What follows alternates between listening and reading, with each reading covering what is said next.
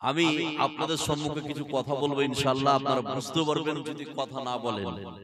যা হোক, মোটামুটি একটা পরিবেশ হলো। এবার চলুন আমরা সবাই মিলে আল্লাহ পাকের প্রশংসা করি। এখানে যতগুলো লোক আমরা বসে আছি, সবাই মিলে যদি আল্লাহ পাকের প্রশংসা করি, তাহলে আমাদের আমলনামায় নেকি লিখে দিবে কে? এই একটু কথা বলুন, নেকি লিখে দিবে কে? আল্লাহ। সেই জন্য খাওয়ার সময় প্রশংসা কার? জোরে বলুন, খাওয়ার সময় প্রশংসা কার? ঘুমার সময়, জোরে ঘুম থেকে ওঠার সময়, স্ত্রীকে মারার সময়। ও বাপ বলছে স্ত্রীকে মারার সময় আল্লাহর প্রশংসা করা যাবে? আপনার স্ত্রী যদি আজকে এসে থাকে আর যদি শুনে যে আমার স্বামী এই কথা বলেছে, কালকে সকালে কথা হবে না। আপনার স্বামী যদি বা আপনার স্ত্রী যদি জানতে পারে যে আমার স্বামী এই কথা বলেছে, কালকে সকালে কিলাকিলি আছে না? আছে। যা হোক, এটা স্লিপ হয়েছে, এটা আল্লাহ ধরবেন না, মাফ করে দিবেন। কি করবেন? মাফ করে দিবেন। তো আমরা সব জায়গায় সর্বাবস্থা আল্লাহ পাকের আমরা প্রশংসা করব।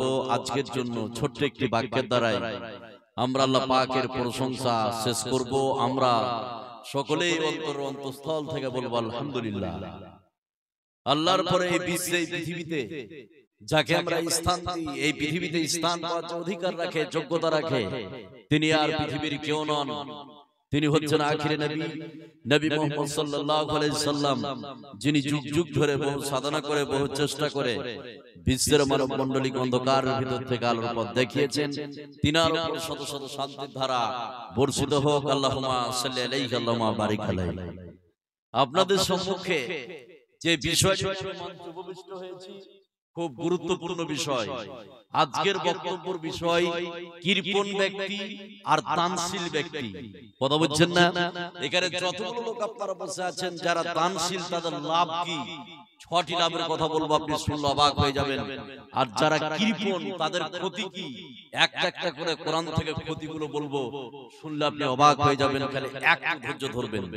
এবার এখানে যতগুলো লোক বসে আছেন, তাহলে কৃপণ ব্যক্তি আর দানশীল ব্যক্তি, এদের কথাগুলো নিয়ে আসার পূর্বে উপস্থাপনামূলক কিছু কথা বলবো 5-7 মিনিট। এখানে যতগুলো লোক আমরা বসে আছি, আমার এই ভূমিকাটাকে যদি আপনি কর্ণপাত করে শুনেন, বাকি বিষয়টা বোঝা সহজ করে দিবে কে? এই কথা বলুন, সহজ করে দিবে কে? আল্লাহ। উপস্থাপনা কি? তাহলে একটু এদিকে খেয়াল করুন, ক্লাসের মতো করে বুঝুন। নাম্বার 1, বিশ্বনবী বলছেন তোমরা 4টা সময়ে দান করবে। কয়টা সময়ে? 4টা সময়ে। এই 4টা সময়ে যদি দান করতে পারে কেউ, ওই দানটা হচ্ছে শ্রেষ্ঠ দান। ওই দানটা কি? শ্রেষ্ঠ দান।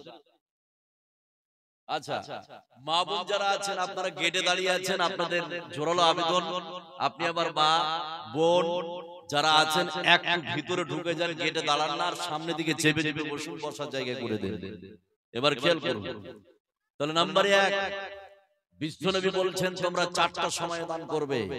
এই 4টা সময়ে কোন লোক যদি দান করতে পারে, ওই দানটা সবথেকে মর্যাদা সম্পন্ন দান। সুবহানাল্লাহ বলবেন না? 4টা সময় কি?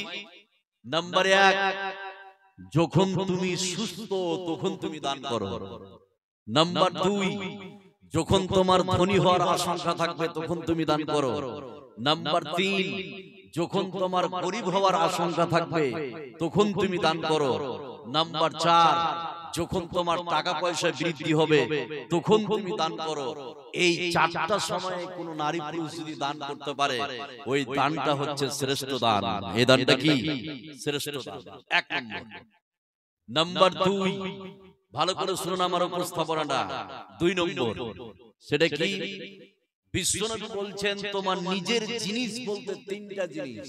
কয়টা জিনিস বললাম? 3টা। নিজের জিনিস বলতে 3টা জিনিস। তোমার নিজের সম্পদ বলতে 3টা। নাম্বার 1, যেটা আপনি খেয়ে শেষ করেছেন সেটা আপনার মাল। নাম্বার 2, বিশ্বনবী বলেছেন যেটা পড়ে ছিঁড়ে ফেলেছে বা পড়ে আছে সেটা তার মাল। নাম্বার 3, যেটা আল্লাহর রাস্তায় দান করেছে সেটা তার মাল। কথা বুঝলেন না? নাম্বার 3, খুব একটু খেয়াল করুন, তাহলে বুঝতে পারবেন। আল্লাহ পাক যখন কোন মানুষের উপরে রাগ করে থাকেন, বিশ্বনবী বলছেন তখন তুমি দান করে দাও। দান এমন একটি পাওয়ারফুল ইবাদত যে আল্লাহর রাগকে মিটিয়ে দিতে পারে, আল্লাহর গুসাকে শেষ করে দিতে পারে। কথা বুঝলেন না? নাম্বার 4, বিশ্বনবী বলছেন ইন্না সাদাকাতা লা তুতফিউ আন আহলিহা হাররাল কুবুর। তোমরা বেশি বেশি করে দান করো। তোমরা যদি দান করতে পারো কবরের শাস্তিকে মিটিয়ে দেয় কে? কথা বলেন, মিটিয়ে দেয় কে? আল্লাহ। এবার 5 নম্বর কথাটা বলে একটা আয়াত বলবো, বুঝতে পারবেন যতগুলো লোক আছেন। এটা আমার উপস্থাপনা আর 2-1 মিনিট। সেটা কি? যাকাত একটা ইবাদত আছে না? এই যাকাত কি আল্লাহ সবার উপরে ফরজ করেছে? এর কথা বলুন, সবার উপরে কি ফরজ? সবার উপরে ফরজ নয়। যারা ধনত্ব ব্যক্তি, ধনী ব্যক্তি, তাদের উপর যাকাতকে ফরজ করে দিয়েছে কে? আল্লাহ। হজ একটা ইবাদত আছে না? নাই আছে। তো হজ কি আল্লাহ সবার উপর ফরজ করেছে? করেনি। হজ কাদের উপর ফরজ? যারা ধনী ব্যক্তি, যাদের টাকা পয়সা আছে, তাদের জন্য হজকে ফরজ করে দিয়েছে কে? আল্লাহ। কিন্তু দান এমন একটি ইবাদত, এই ইবাদতের জন্য সবার জন্য একটা করে অপশন রেখে দিয়েছে কে? আল্লাহ। সেটা কেমন? যাকাত ধনী মানুষ করবে, দান না হজ ধনী মানুষ করবে, কিন্তু দান একজন ফকিরও দান করবে। মধ্যবিত্ত, ধনী, রিকশা চালক, টোটো চালক, দিনমজুরি যারা করে, প্রত্যেকটা ব্যক্তির জন্য দানের অপশনটাকে রেখে দিয়েছে কে? এই কথা বলুন, রেখে দিয়েছে কে? যে ব্যক্তি চেয়ে খাচ্ছে, ভিক্ষা করে খাচ্ছে, তাকেও দান করার জন্য কোরআনে উদ্বুদ্ধ করা হয়েছে। সুবহানাল্লাহ বলবেন না? তাহলে আল্লাহ কত মেহেরবান যে আপনি দানের মাধ্যমে বিশাল একটা সওয়াব পাচ্ছেন। যে অবস্থায় আপনি থাকেন না কেন, সে অবস্থায় দান করার কথা বলে দিয়েছে কে? আল্লাহ। এর প্রমাণ এবার একটা আয়াত বলছি, তারপর আমার উপস্থাপনা শেষ হবে। যতগুলো নারী পুরুষ আছেন খালি একটু খেয়াল করুন যে দানের ব্যাপারে সবাইকে উদ্বুদ্ধ করে দিয়েছে আল্লাহ পাক।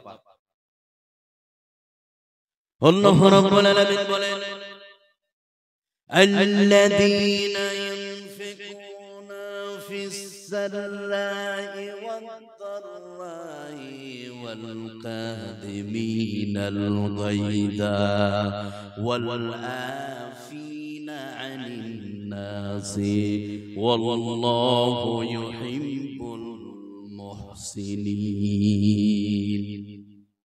আল্লাহ রাব্বুল আলামিন বলেন, শুনে নাও, এই বিশ্বের পৃথিবীতে সচ্ছল অবস্থায় দান করো, অসচ্ছল অবস্থায় দান করো, ধনী অবস্থায় দান করো, গরীব অবস্থায় দান করো, যেমন অবস্থায় তুমি থাকো না কেন, আল্লাহ রাব্বুল আলামিনের রাস্তায় দান করে দাও। দানের ব্যাপারে আল্লাহ রাব্বুল আলামিন বিশ্বের সমস্ত মানুষকে দানের ব্যাপারে আল্লাহ পাক বলে দিয়েছে। জোরে বলুন সুবহানাল্লাহ। যেমন তুমি অবস্থায় থাকো দান করে দাও। ধনী অবস্থায় দান করো, গরীব অবস্থায় দান করো। তুমি ধনী ধনীর মতো দান করবে, তুমি গরীব গরীবের মতো দান করবে। আছে না? কথা বলে না, আছে না? নাই সেটা কেমন? আর একটা হাদিস বলে উপস্থাপনা শেষ করব। আপনাকে কৃপণ আর দানশীল ব্যক্তি আমি তাফসীর করে বলবো, কোরআন থেকে খালি আয়াত পড়ে পড়ে শুনলে অবাক হয়ে যাবেন। খালি একটু খেয়াল করুন। তাহলে ধনী ধনীর মতো দান করবে, গরীব গরীবের মতো দান করবে। সেটা কেমন? দেখুন, সাহাবায়ে কেরাম ধনী ছিলেন, গরীবও ছিলেন। ছিলেন কি ছিলেন না? ছিলেন। আপনি ধনী আছেন, 20,000 দিবেন, 10,000 দিবেন, গরীব আছেন 2,000 1,000 দিবেন। দেখুন, সাহাবায়ে কেরাম ধনী অবস্থায় দান করেছেন, গরীব অবস্থায় দান করেছেন। সেটা কিভাবে? তাবুকের যুদ্ধ যখন অনুষ্ঠিত হয়, বিশ্বনবী সাহাবায়ে কেরামদেরকে বললেন, ও সাহাবীর দল, তোমরা এই তাবুকের যুদ্ধের জন্য কিছু দান করো। এবার সাহাবায়ে কেরাম দান শুরু করলেন। ধনী সাহাবী একজন দান করলেন, সেটা কে? হযরত ওসমান। এই তাবুকের যুদ্ধে 30,000 বীর মুজাহিদ, বীর যোদ্ধা যাবে তাবুকের যুদ্ধে। হযরত ওসমান ধনী সাহাবী দাঁড়িয়ে বিশ্বনবীকে বললেন, ইয়া রাসূলুল্লাহ, 30,000 যে বীর মুজাহিদ সাহাবায়ে কেরাম যাবে, 15,000 সাহাবায়ে কেরামের যাতায়াত খরচ আমি ওসমান একাই বহন করব। সুবহানাল্লাহ বলবেন না? 15,000 সাহাবীকে 15,000 উট দিবেন, তলোয়ার দিবেন, ঢাল দিবেন, যাতায়াত খরচ দিবেন। ধনী ছিলেন, ধনীর মতো দান করেছে। এবার গরীব সাহাবী দেখুন এই তাবুকের যুদ্ধ দিয়েছে, শুনলে আপনি অবাক হয়ে যাবেন। হযরত উমর মনে মনে বলছিলেন যে আজকে দানের দিক দিয়ে হযরত আবু বকরকে পিছনে ফেলে দেব। হযরত ওমর যখন দান নিয়েছিলেন, নেশার পরে বিশ্বনবীর হাতে দিলেন, দেওয়ার পরে বিশ্বনবী উমারকে বললেন, উমার কতটা তুমি দান বাড়িতে রাখলে আর কতটা এখানে নিয়ে আসলে? হযরত উমার বললেন, ইয়া রাসূলুল্লাহ, আমার বাড়িতে যা সম্পত্তি ছিল তার অর্ধেক আমি আল্লাহর রাস্তায় দিয়ে দিয়েছি। সুবহানাল্লাহ বলবেন না? এবার গরীব সাহাবী হযরত আবু বকর রাদিয়াল্লাহু তাআলা আনহু, একজন গরীব সাহাবী, দেখুন ছোট একটা গামছা বা তলিয়েতে করে হালকা কিছু গম, হালকা কিছু জবকে নিয়েছে বিশ্বনবীর হাতে তুলে দিলেন। এত হালকা, আজকের বাজারে বিক্রি করলে 5 টাকা হবে না, 2 টাকা হবে না। হালকা দান গরীব সাহাবী বিশ্বনবীর হাতে দিলেন। বিশ্বনবীকে বললেন, ইয়া রাসূলুল্লাহ, এই যে আমার দান। বিশ্বনবী হযরত আবু বকরকে বললেন, আবু বকর কতটা তুমি নিয়ে আসলে আর কতটা তুমি বাড়িতে রেখে আসলে? হযরত আবু বকর একজন গরীব সাহাবী, যে বাক্যটা বলেছিল কিয়ামত পর্যন্ত কোন মায়ের বেটায় বাক্যকে কাটতে পারবে না। কি বলেছিল? হযরত আবু বকর বলেছিলেন, ইয়া রাসূলুল্লাহ, বাড়িতে যতগুলো সম্পত্তি ছিল সব কিছু আমি আল্লাহর রাস্তায় দান করে দিয়েছি। সুবহানাল্লাহ বলবেন না? এই বাক্য বিশ্বে কেউ বলতে পারবে? পারবে কি? পারবে না। তো সাহাবায়ে কিরাম ধনী অবস্থায় দান করেছেন, গরীব অবস্থায় দান করেছেন। এতক্ষণ আমি কথা বললাম, এটা আমার উপস্থাপনা। এবার আপনি চলুন, এখানে যতগুলো লোক আপনারা বসে আছেন, কৃপণ ব্যক্তি আর দানশীল ব্যক্তি, এবার আপনাকে আমি বলি, যতগুলো এখানে লোক বসে আছেন, আজকের জন্য খুব অত্যন্ত গুরুত্বপূর্ণ বিষয়, তাহলে একটু খেয়াল করে শুনুন, বুঝতে পারবেন। এবার আপনাকে আমি বলবো, দানশীল ব্যক্তি, এই বিশ্বে, এই পৃথিবীতে যারা দানশীল ব্যক্তি, তাদের 6টা লাভ। কয়টা লাভ বললাম? 6টা লাভ।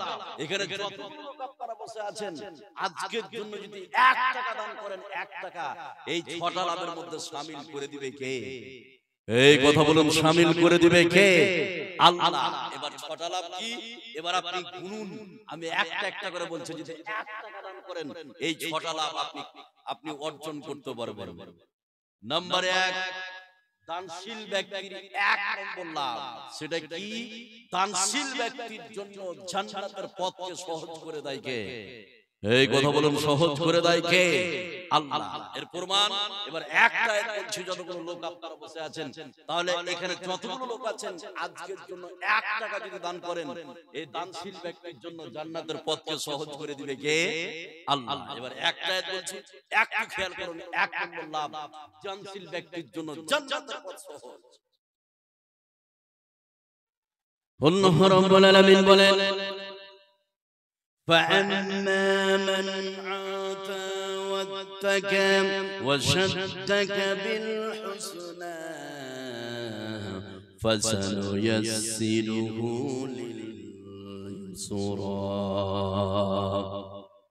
আল্লাহ রাব্বুল আলামিন বলেন, শুনে নাও, এই বিশ্বে, পৃথিবীতে যারা আল্লাহর রাস্তায় দান করে আর খোদাভীরু হয় আর সত্য বিষয়কে সত্য মনে করে, আল্লাহ রাব্বুল আলামিন ওই সব নারী পুরুষের জন্য জান্নাতের পথকে সহজ করে দেন। তাহলে এখানে যতগুলো লোক আমরা বসে আছি, আজকের জন্য যদি 1 টাকা আল্লাহর রাস্তায় দান করেন, এই দানশীল ব্যক্তির জন্য আল্লাহ রাব্বুল আলামিন জান্নাতের পথকে সহজ করে দিবে। জোরে বলুন সুবহানাল্লাহ। 1 নম্বর লাভ, জান্নাতের পথ সহজ। নাম্বার 2, খুব ভালো করে শুনুন, এখানে যতগুলো লোক বসে আছেন, আজকে যদি 1 টাকা দান করেন, 2 নম্বর লাভ। 1 নম্বর লাভ, জান্নাতের পথ সহজ। নাম্বার 2, যারা দান করবে, এই দানশীল ব্যক্তির জন্য প্রতিদিন সকালে ফেরেশতা ভালো দোয়া করে। সুবহানাল্লাহ বলবেন না? তাহলে আজকে 1 টাকা দিলেন, দেখবেন প্রতিদিন সকালে ফেরেশতা আপনার জন্য ভালো দোয়া করে। দোয়াটা কি? এবার একটা ভয়ঙ্কর কথা আপনাকে বলে দিচ্ছি, তাহলে এদিকে খেয়াল করুন। তাহলে 1 নম্বর লাভ, জান্নাতের পথ সহজ। 2, যারা দান করবে প্রতিদিন ফেরেশতা তাদের জন্য দোয়া করবে। কি দোয়া? কি দোয়া? কি দোয়া? এবার একটা হাদিস বলছি, তাহলে একটা খেয়াল করুন, তাহলে বুঝতে পারবেন। হযরত আবু হুরায়রা রাদিয়াল্লাহু তাআলা আনহু তিনি যেন হাদিস বর্ণনা করেন, হযরত আবু হুরায়রা বলেন, মানুষ যখন সকালে ঘুম থেকে জেগে যায় এমন সময় আল্লাহ রাব্বুল আলামিনের তরফ থেকে দুইজন ফেরেশতা আছে। আসার পরে একজন ফেরেশতা আল্লাহর কাছে দোয়া করে, আল্লাহুম্মা আতি মুনফিকান খালাফা। হে রাব্বুল আলামিন, এই পৃথিবীতে তোমার রাস্তায় যারা দান করেছে, তুমি ওই দানশীল ব্যক্তির টাকা পয়সাকে বৃদ্ধি করে দাও, ধন সম্পদকে বৃদ্ধি করে দাও। জোরে বলুন সুবহানাল্লাহ। তাহলে এখানে যতগুলো লোক আপনারা বসে আছেন, আজকের জন্য যদি 1 টাকা দান করেন, প্রতিদিন সকালে ফেরেশতা ওই ব্যক্তির জন্য দোয়া করে, হে রাব্বুল আলামিন, তোমার রাস্তায় যারা দান করে তুমি তার টাকা পয়সাকে বৃদ্ধি করে দাও। আল্লাহুম্মা আতি মুনফিকান খালাফা। প্রতিদিন ফেরেশতা ওই দানশীল ব্যক্তির জন্য দোয়া করতে থাকে। জোরে বলুন সুবহানাল্লাহ। নাম্বার 3, খুব ভালো করে শুনুন। 1 নম্বর যেটা বললাম, দানশীল ব্যক্তির 1 নম্বর লাভ জান্নাতের পথ সহজ। নাম্বার 2, যারা দান করবে ওই দানশীল ব্যক্তির জন্য প্রতিদিন ফেরেশতা ভালো দোয়া করে। সুবহানাল্লাহ বলবেন না? নাম্বার 3, সেটা কি? এখানে একটা অ্যাডিশনাল কথা বলবো। এখানে যতগুলো লোক আছেন, যদি আপনি আল্লাহর রাস্তায় আজকের জন্য 1 টাকা দান করতে পারেন, আপনার টোটাল জীবনের যতগুলো সাগীরা গুনাহ আছে সমস্ত সাগীরা গুনাহগুলোকে ডিলিট করে দিবে কে? কথা বলুন, ডিলিট করে দিবে কে? আল্লাহ। তাহলে এখানে যতগুলো লোক আপনারা বসে আছেন, যদি